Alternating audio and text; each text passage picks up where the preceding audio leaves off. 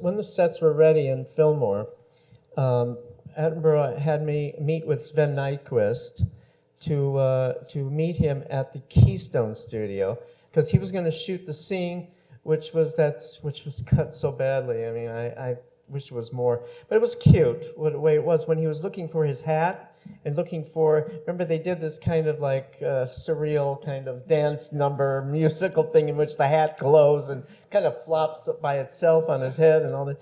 Well, I mean, basically, he wanted to get an idea of how to shoot that, what the prop department, I mean, the costume department looked like at that time.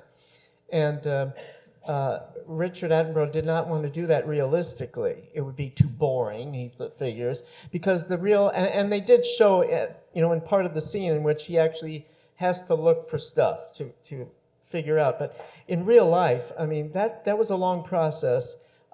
Chaplin could not find the right shoes at the costume department at the Keystone studio.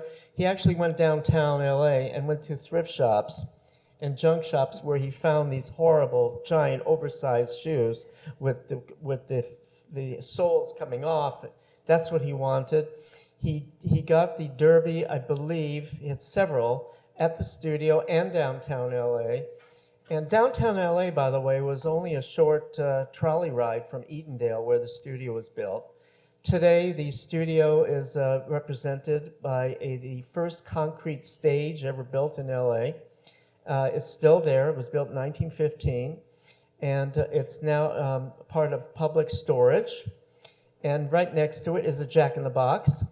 So exactly where Max Sennett's tower was. You saw this shot showing this tower standing next to the stage. That's Max Sennett's tower. He actually had this tower where Robert Downey has to go up there, to the office. And except the tower in real life was in the middle of the studio, so he could look all down on all the stages. In this, it was separated, it was smaller, for easier to shoot, because Sven Nyquist had to get his cameras in there. They had to make it, it's not a documentary, it's a feature film, and it's artistic and all this stuff. But he was so appreciative that someone was there to kind of show him, like, this is where the stuff would be, and you can, like, bring the camera around this way, and then he had an idea of what he wanted to do. And he was a wonderful man, Sven Nyquist. So Sven Nyquist was a lovely man. He convinced me to steal a hat from the production. It was very sunny, and I borrowed a hat from costumes, a straw boater, a period straw boater. It was quite beautiful. And Sven said, "You look good in that. You should take it." And I said, "I can't steal a hat." And he says, No. You take it." So here's a sort of fun personal connection with Sven.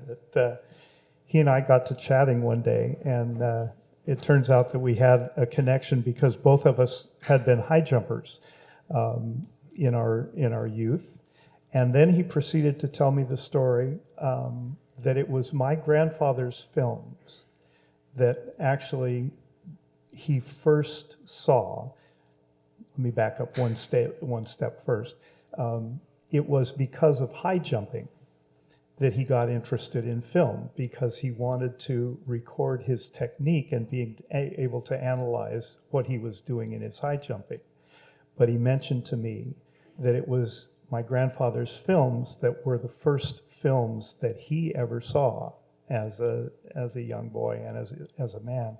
Turns out that Sven's father was a minister and would not allow his family, to see any films other than comedies.